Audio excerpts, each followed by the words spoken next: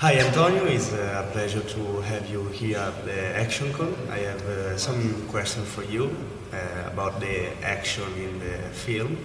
The first one is, when did you first realize your life was going to be all about action? Well, thank you for having me. And to answer your question, it's something that I've always wanted to do, even as a kid, watching Jackie Chan movies and Bruce Lee. But being from New York, I didn't know how to get into that industry. I always thought that it's something you have to go to LA, Hollywood for.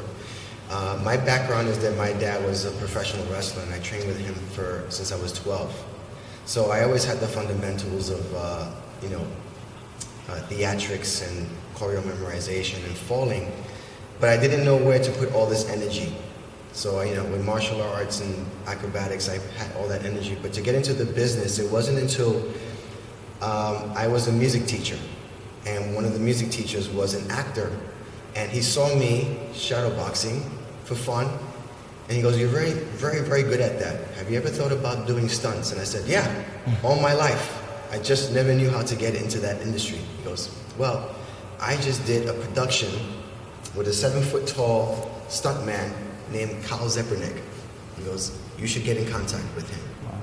I contacted that man, who introduced me to who would be later my teacher and now my mentor, Chaz Menendez, in New York City. And he said, "There is no stunt schools in New York City except for that guy, Chaz." I called up Chaz and said, "You're welcome to come down." I trained with him for 7 years. And then up until maybe 2.5 years ago, he retired. And now going from being his student, I became the instructor to now the owner of the stunt school. All in 8 years. So I always realized that, to answer your question, that it was going to happen. Even as a kid, that's what I wanted. I just never knew how to get into the business. And now it's officially my business 8 years later. Thank you. The second one is about the people who often think that stunts world are just about adrenaline or this stuff, but there is so much discipline and vision behind them. So they ask what I ask you is, what is your personal philosophy when you're planning a big action moment or a big action fight?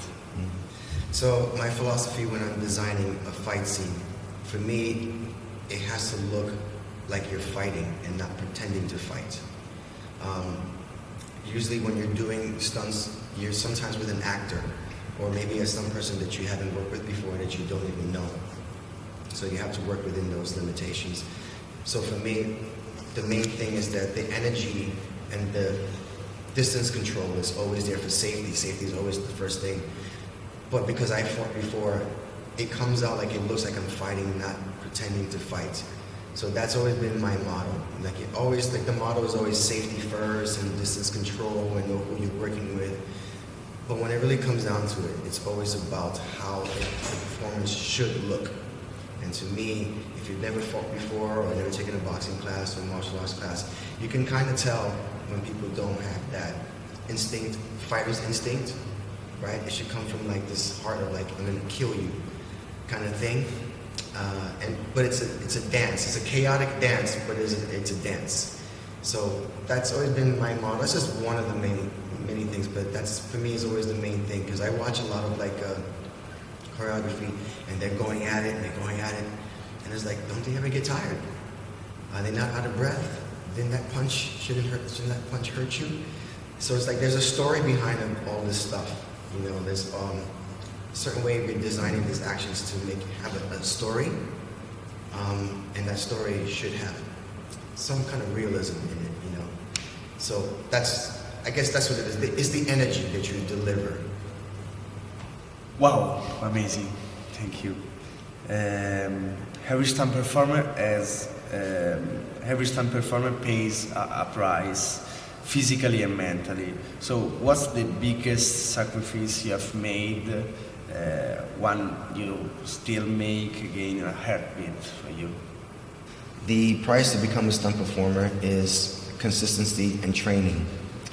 Just because I know how to throw a punch for film or know how to fall for film doesn't mean I don't stop training. I train maybe 3 times a week. I have a stunt school in New York City where we train every Saturdays for 3 to 4 hours. No one says I have to train for 4 hours. I can do the job, but if you don't use the tools, they eventually will get rusty and go away. And it's a lifestyle. It's not something that you just go to Bally's and go to the gym or take a yoga class and that's it. It's something that you're always thinking about. So even if I'm on vacation on a beach in Bali, I'm still working on head snaps, I'm still working on punches, still working on reactions, still working on distance control. It's a lifestyle. You look crazy on the beach when people are walking by and they're seeing you, but that's the price you pay to become a stunt performer, because it is a lifestyle. It's not just something you do. And I think the price you pay for being a stunt person is dedicating your life to a craft. You always remain humble, and just because you know something, that doesn't mean there isn't always something to grow. Every stunt job, every stunt class, every stunt training I do, you're always growing, you're always learning something new, and that's the beauty of this game. I really appreciate all the things you say, and I can only say thank you for coming at the Action Con. Well, thank you for having me. It's been a pleasure being here at Action Con. I love Milan. It's been fun being here, and I'm glad I could answer your questions for the future of the next stunt performers.